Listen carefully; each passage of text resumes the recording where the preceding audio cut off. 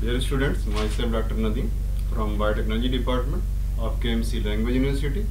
In the previous topic, we learned about the physical properties of amino acid.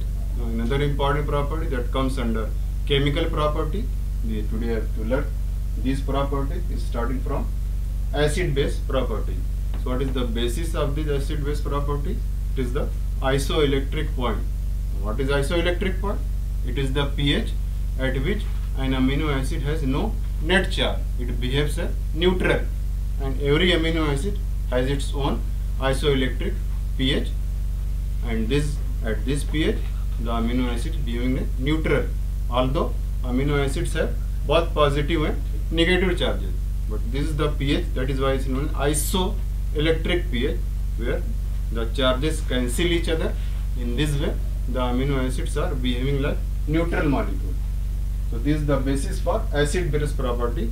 If we change the pH from its isoelectric towards higher or lower side, then amino acids behave differently.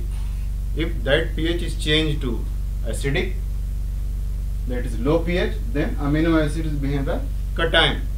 While if the pH is changed to high pH, that is at alkaline pH, then this amino acid will behave as anions. So this deuterion, it is because of isoelectric point, both charges are cancel each other, so it behaves as neutral. But when the pH is changed towards low pH, that is acidic pH, it will behave as cation. There is a reciprocal relation between the solution pH and behavior of amino acid. And in the right side here, if the pH is increased towards alkaline, then this amino acid will behave as anions. So this deuterion, what is deuterion? It is the pH at which molecule, this is known as deuterion, has no net charge, and this pH is known as isoelectric pH. So at this isoelectric pH is responsible for this deuterion property of the amino acid having no net charge. Another chemical property that is known as pK. Important, I have told you about the Pi, that is isoelectric pH. So what is pK? It is the negative logarithm of ionization constant. It is very important for every amino acid and for proteins. So before going on to the pK, let's go for the pH formula. What is the formula for pH? Since pK is related to pH, so first come to the pH. So until schooling days, you are learning that pH is equal to negative log of hydrogen ion concentration. Important point to note, that is only for strong acids and bases. This formula is only for strong acids and bases, not for weak acids and weak bases. Another formula is applied for weak acid and base. This is known as Henderson-Hasselbalch equation. This denotes that pH is equal to pK plus log A minus upon HA. What is A minus? It is the conjugate base of the whole acid molecule, that is denoted by HA.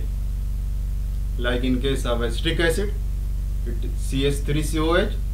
What is the conjugate base? It is CH3CO minus, while whole CH3COH is the acid which comes under HA.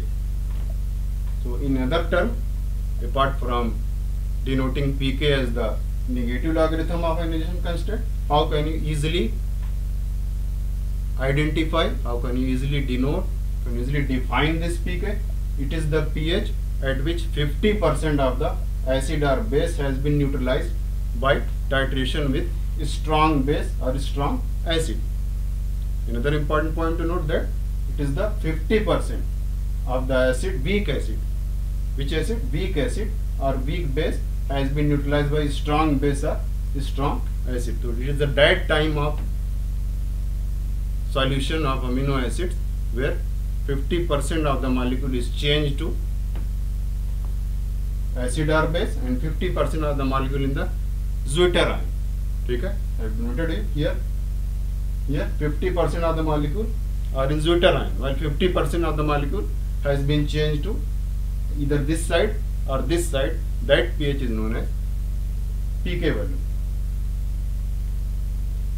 How can you identify this pI value, that is the isoelectric point or isoelectric pH. What is the formula? You have known here from the formula for pH for strong acid and pH for weak acid.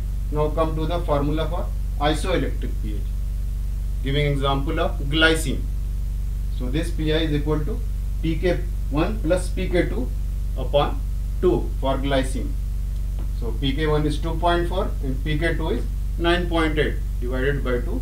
So the isoelectric point for glycine comes with 6.1. So pK value here is only 2. Why it is 2? Because glycine is the simplest amino acid. It has only two functional group, that is amino group and carboxylic group. No other group is present in the R side chain.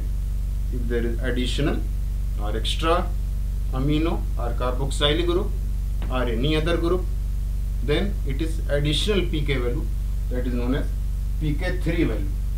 So in case of histidine amino acid, there is additional pK value, that is for imidazole group. Another important property of amino acids, it is the peptide bond. I have told you in the previous lecture that this peptide bond is responsible for formation of primary structure of protein. So what is this peptide bond? It has amide linkage. How it is formed? It is formed by combination of amino acids. One carboxyl group of one amino acid joined to amino group of another amino acid, forming peptide bond. So it is clearly depicted from the picture how peptide bond is formed. At least two amino acids are required for formation of a peptide bond, and the product is known as dipeptide. So this is all about today's lecture. Thank you everybody.